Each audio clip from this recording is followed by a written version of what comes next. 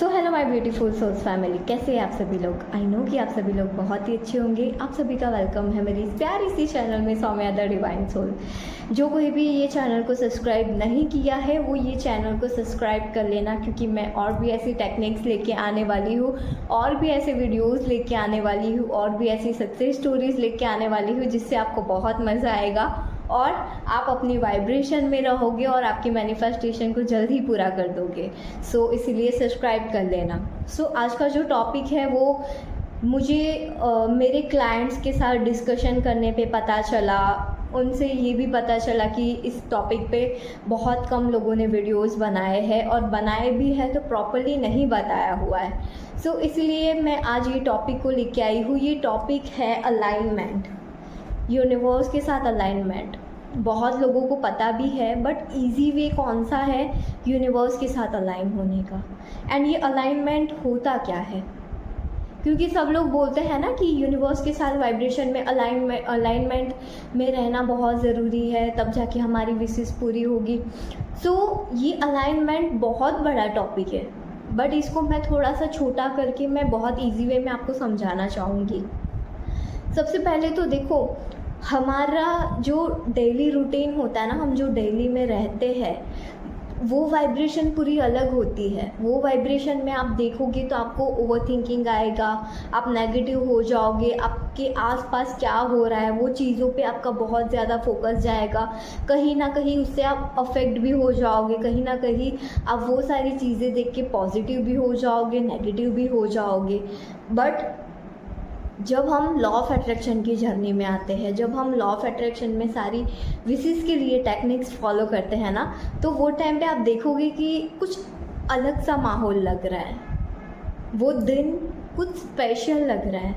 Morning में उठ के प्रैक्टिस करना, उसके बाद पूरा दिन देखना कि आप कैसे हाई वाइब्रेशन में भरे हो। ऐसा लगता है कि जैसे कि आपकी बैटरी किसी ने भर दी हो। तो ये क्यों होता है? ये इसीलिए होता है बिकॉज आप कहीं ना कहीं यूनिवर्स के साथ कनेक्ट हो रहे हो, कहीं ना कहीं यूनिवर्स आपके साथ कनेक्ट हो रहा है, तब जाके ये आपको ऐसा फीलिंग आता है। पर ये फील कंटिन्यूसली नहीं हो पाता, क्योंकि हम बीच बीच में टेक्निक्स छोड़ देते हैं, हम बीच बीच में यूनिवर्स के साथ कनेक्शन छोड़ देते हैं। हो सकता है कि हम यूनिवर्स को कुछ भी गलत बोल देते कि भाई हमें तो ट्रस्ट नहीं है, पता नहीं होगा कि नहीं होगा। तो ये सारी चीज़ों की वजह से कहीं ना कहीं हमारा अलाइनमेंट नहीं रहता है, और उसकी वजह से हमारी जो विशेस होती है ना वो बहुत डिले हो जाती है, क्योंकि हमें अलाइन रहना बहुत ज़रूरी है। और वो तभी होगा जब हम यूनिवर्स के साथ कम्युनिकेशन बनाएंगे, हम यूनिवर्स के साथ रहकर, उनकी वाइब्रेशन में रहकर हम हमारी टेक्निक्स को ट्राई करेंगे, तब जाके हमारी विशेस पूरी होगी। मैं क्या करती थी पता है? मैं जब भी रास्ते में जाऊँ या फिर कहीं भी बाहर बालकनी में खड़ी हूँ, तो जब भी मुझे किसी से बात करने का मन होता है ना, तो मैं यूनिवर्स के साथ बात करती हूँ। कैसे बात करती हूँ ज़रा बताओ, मज़ा आएगा आपको भी। देख, ऐसे स्काई में देखकर मैं यूनिवर्स के साथ बातें करती हूँ कि आज तो मेरा दिन ऐसा गया, आज मेरे साथ ये हुआ, आज मेरे साथ पता नहीं किसी ने ऐसा बोल दिया, आज मेरे पास पैसे आए। इस तरीके से मैं बहुत सारी बातें करती हूँ। कभी कभी मैं बोलती हूँ कि आप मेरे मम्मी पापा हो, पर आप यहाँ पे क्यों नीचे नहीं आ रहे हो, क्यों आप मुझे अपना फेस नहीं दिखा रहे हो। तो इस तरीके की भी मैं बातें करती हूँ, क्योंकि मुझे बहुत कनेक्ट फील होता है, क्योंकि यूनिवर्स ही हमारे माता पिता है, उन्होंने हमें यहाँ पे भेजा है। पता है, हम हमारे मम्मी पापा से थोड़ा भी दूर हो जाते तो हमें कैसा फील होता है।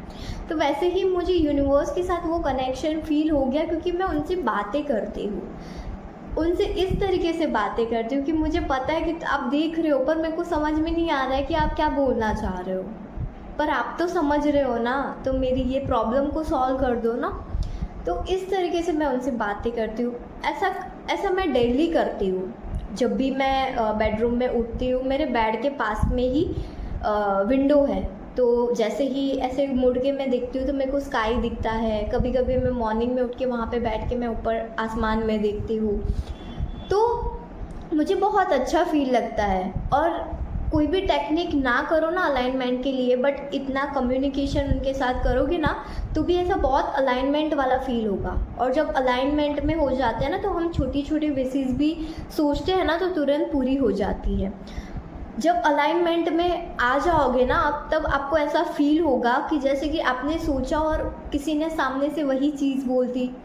होता होगा, ज़रा नोटिस करना और मुझे कमेंट में ज़रूर बताना, क्योंकि ये मेरे साथ होता है। मुझे कुछ खाने का मन होता है और मम्मी को कुछ और खाने का मन होता है, पर मैं कुछ बोलती नहीं हूँ, हाँ मम्मी ठीक है तुम्हें जो बनाना हो बना दो।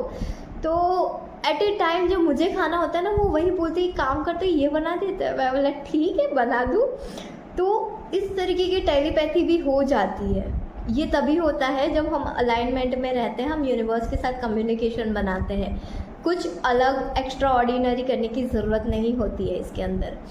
सेम एज इट इज़ हमारे विश के लिए है। हम विश के साथ अलाइनमेंट में कैसे आएंगे? विश के साथ तभी अलाइनमेंट में आ पाओगे जब आप पॉजिटिव रहोगे। और पॉजिटिव कैसे रहोगे आप? सेल्फ लव करोगे, खुद से प्यार करोगे, खुद को हैप्पी रखने का ट्राई करोगे और यूनिवर्स के साथ कम्युनिकेशन बनाओगे कि यार मेरे को पता है कि तुम मेरी सारे काम कर दोगे, क्योंकि आप मेरे मम्मी पापा हो और आप मेरी इच्छा पूरी ना करो, ऐसा हो ही नहीं सकता। सो इस तरीके की कम्युनिकेशन उनके साथ बनाना, कहीं ना कहीं आपकी विश के साथ ये अलाइन हो जाता है।